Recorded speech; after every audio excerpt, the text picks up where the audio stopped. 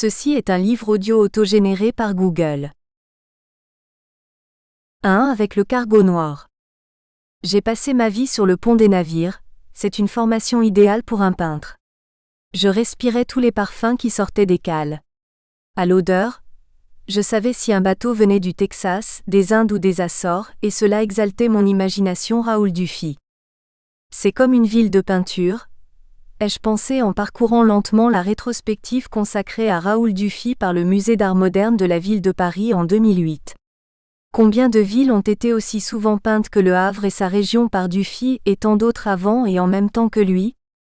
Sur un total de 140 peintures exposées, en reprenant avec soin l'excellent catalogue paru en cette occasion, j'ai dénombré 45 vues du Havre ou de Sainte-Adresse, soit plus d'un tiers de cet ensemble, ce qui est considérable.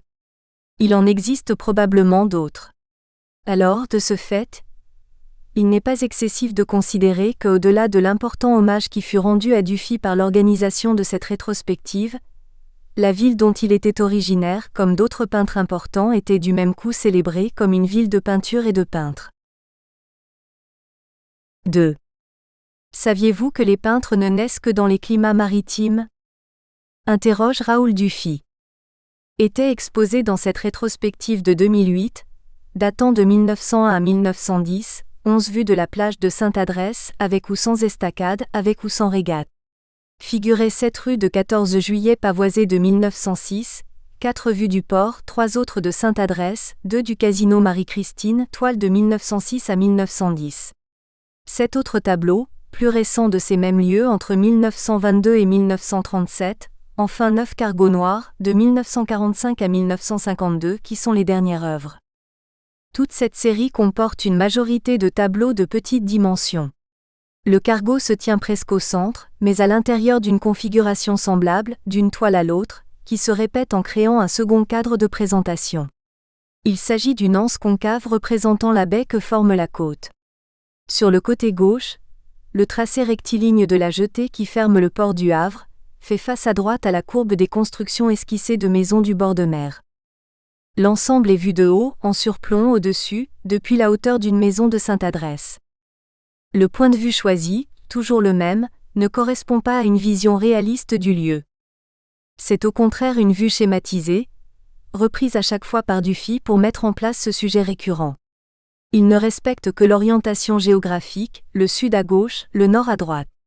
Il laisse se déployer au milieu vers l'ouest tout l'espace de la mer. L'eau forme une étendue continue, sans interruption jusqu'au ciel qui s'en distingue peu, n'occupant qu'une surface restreinte. On reconnaît l'endroit, cette exacte latéralisation de l'espace, libérée de toute autre anecdote descriptive, suffit à faire ressentir l'intense imprégnation du lieu que Dufy eut sous les yeux pendant tant d'années, toujours le même, observé de la même place. Il en est pénétré comme d'une respiration, un souffle qui le traverse et qu'il restitue en peintre toute sa vie durant. Le cargo qui se détache d'un trait fin et clair dans le sombre, ne semble pas flotter mais être posé comme le sont les bateaux en réparation, au repos au fond d'une cale sèche. De l'intérieur vers l'extérieur et inversement, la grande surface noire englobe totalement le cargo. Quand on vit dans un port, on voit souvent rentrer les mêmes bateaux. On peut les attendre, ils reviennent.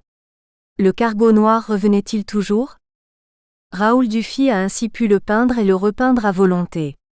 Mais, les bateaux qui veulent entrer dans le port du Havre ne s'approchent jamais de la côte. Même les voiliers ne s'y risquent pas.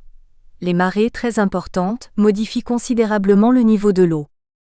Les navires restent au loin, au bout de la jetée, pour emprunter au-delà le chenal qui leur est réservé, permettant d'accéder aux différents bassins du port maintenus en eau profonde. La vision d'un cargo noir, au centre de la baie, non loin de la plage, est-elle de pure fantaisie ou bien poursuit-elle d'autres fins que celle d'évoquer une scène insolite observée à plusieurs reprises en bord de mer? Il est difficile d'affirmer, sans risquer de commettre une erreur, un sens univoque à donner à cette singulière vision des cargos noirs. Certains historiens d'art ont supposé que, puisque les cargos noirs constituent la dernière série d'œuvres réalisées par Dufy, il pourrait s'agir d'une vision prémonitoire de la mort annoncée par l'étrange irruption de ce cargo noir dans la peinture. Le doute subsistera. Quelle que soit l'interprétation retenue, Il est peu probable qu'un cargo soit venu mouiller à cet endroit, non loin de la plage, sauf s'il s'agissait d'un bateau en perdition, prêt à couler là, en temps de guerre. J'ai peine à croire qu'un cargo noir se soit un jour trouvé à cet endroit. 3. Cargo noir sur fond bleu, après 1945. Le premier de la série est peint quelques mois après les ultimes bombardements des 4 et 5 septembre 1944 qui ont achevé de détruire le port et la ville du Havre déjà largement sinistrés depuis le début de la Seconde Guerre mondiale. Les photos de Gilbert Fernet, de Will, de Georges Priem montrent ce qu'a produit l'écrasement entrepris par l'aviation anglaise à l'aide de 300 bombardiers qui ont lancé des centaines de tonnes de bombes explosives et incendiaires. Une destruction radicale achevée en moins de 2 heures. C'est un champ de ruines, un spectacle de désolation, un bord de mer et une plage dévastée, demeurés inaccessibles longtemps en raison des épaves, des mines, des débris de toutes sortes qui ont encombré autant la côte que la ville et le port, qui ne furent évacués que progressivement. Ce que l'on pouvait voir en 1945 sur la plage est très éloigné de ce que furent les stations de bord de mer du Havre et de Sainte-Adresse avant-guerre, dont s'inspire Dufy dès les premières œuvres. Il est exact que très vite la plage fut à nouveau fréquentée, non sans risque, par quelques baigneurs. 4. Cargo noir, baigneuse et tente de plage, après 1948.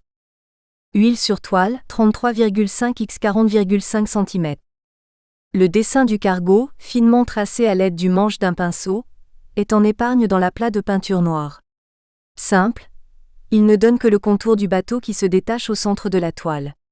Ainsi il se distingue, par sa facture sommaire, mais volontaire, des dessins réalisés en différentes couleurs à la peinture, qui esquissent en plus petit d'autres éléments présents dans le tableau tout autour, tente de plage et baigneuse.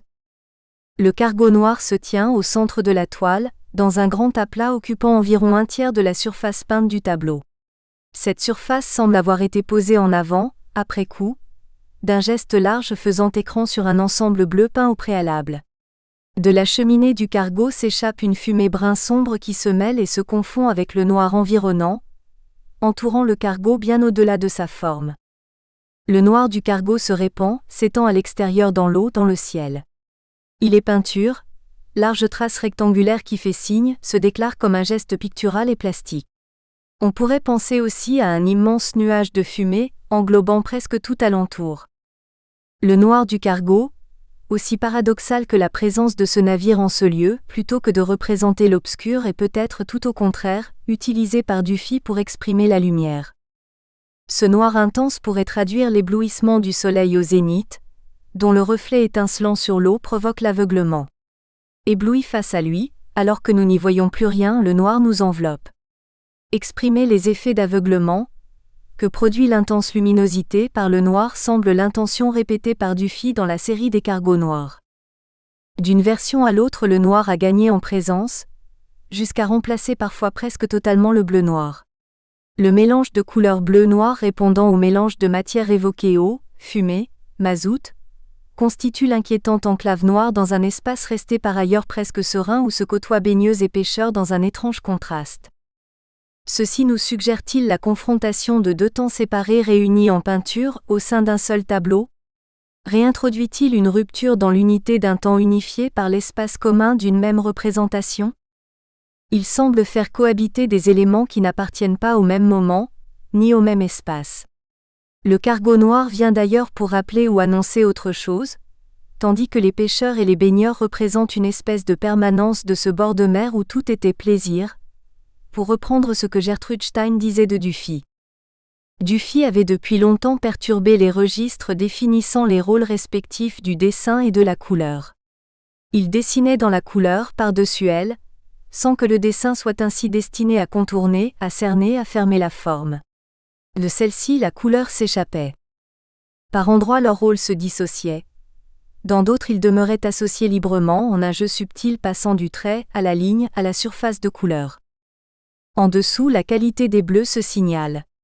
Les bleus outre-mer sont en place, profonds, vivants, superposés par endroits sur la gauche du tableau, l'arrière de la jetée, de la digue. Ils se mêlent au blanc sans se mélanger totalement. Dans la texture de la peinture demeurent des filaments de blanc donnant de l'énergie à la surface, où le coup de pinceau montre la trace d'un geste non absorbé. 5. Cargo noir sur fond bleu vers 1945. Huile sur toile 33 par 41 cm. Le cargo est-il dans l'espace de la plage, en attente pour entrer dans le port, dans une eau noire, après avoir lâché les gaz? Nous espérons que vous avez apprécié cet aperçu. Pour continuer à écouter ce livre audio sur Google Play Livres, utilisez le lien dans la description de la vidéo.